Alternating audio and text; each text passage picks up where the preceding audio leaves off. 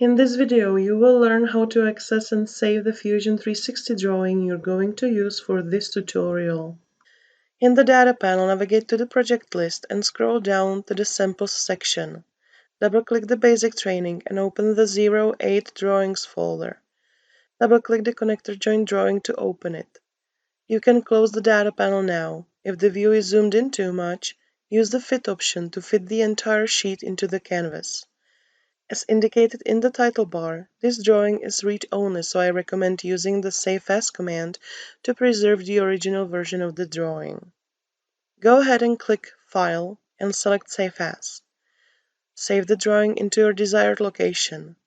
Now you can see the drawing is no longer read-only. Now you know how to locate and save the drawing. Thanks for watching.